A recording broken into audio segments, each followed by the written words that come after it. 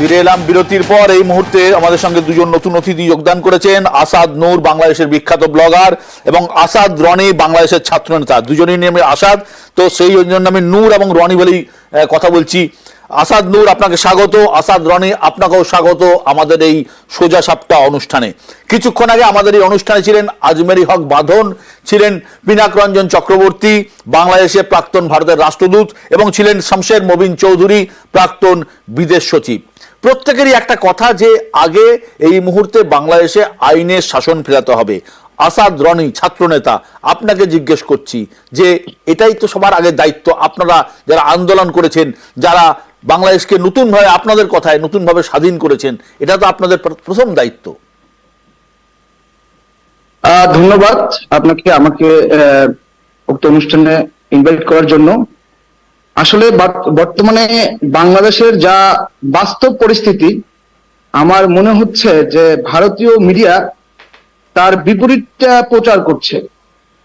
সত্যিকার অর্থে যেভাবে দেখানো হচ্ছে যে সংখ্যালঘু গোষ্ঠী, আমি এটা সংখ্যালঘু বলতে চাই না, কারণ হিন্দু, মুসলিম, বৌদ্ধ, খ্রিস্টান প্রত্যেকেই এই দেশের নাগরিক। তো এটাকে বাংলাদেশে ধর্মটা আমি মনে হয় না ভারত থেকে যেভাবে প্রচার করা হয় মিডিয়াগুলোতে, এখানের মানুষ ওইভাবে এই বিষয়টাকে দেখে। তো সেই জায়গা থেকে আসলে হিন্দু ধর্মাবলম্বীদের যে মন্দির বা তাদের সম্পদে হামলা করা হচ্ছে, এটাকে আমি মনে করি বর্তমান সময় প্রেক্ষিতে ভারতীয় মিডিয়ার একটা অপপ্রচার, বা এটাকে ভারতীয় মানুষের কাছে এটি ভুল তথ্য প্রচার করছে।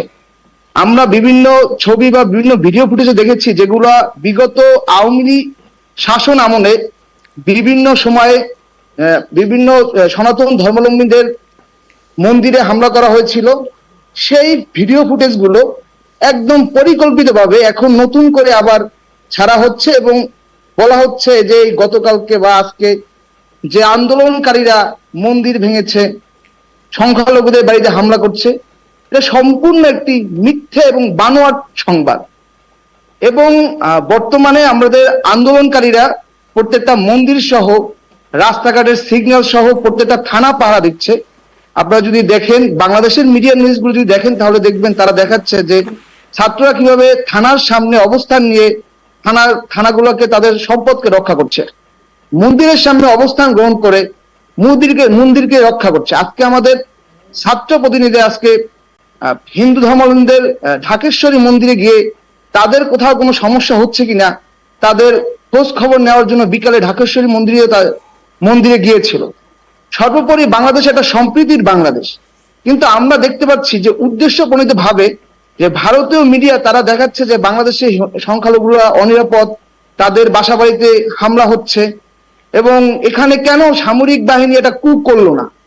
মানে তারা এমন ভাবে বোঝাতে চাচ্ছে যে ভারত চায় বাংলাদেশে একটা সামরিক কু হোক, সামরিক বাহিনী এখানে ক্ষমতা নেই। কিন্তু আমি মনে করি ভারত সরকারকে, ভারতের মিডিয়াদের মনে রাখা উচিত, বাংলাদেশে বর্তমানে যে বিপ্লব এবং একটা গণ অভ্যুত্থান হয়েছে, এটি বাংলাদেশের 18 কোটি মানুষের একটি আশা আকাঙ্ক্ষার প্রতিফলন। এটা শুধু ছাত্রদের আন্দোলন না, এটা 18 কোটি মানুষের 15 বছর যাবত এই আওয়ামী দুঃশাসনের মধ্যে পড়ে তারা যে একটা দুর্বিষহ একটা জীবন্ত কারাগারে বসবাস করেছিল। ঠিক। আসাদ রনি, আপনি সঙ্গে থাকুন। আপনি একদম যে বললেন যে এটা একটা ভারতীয় মিডিয়ার একটা প্রচার,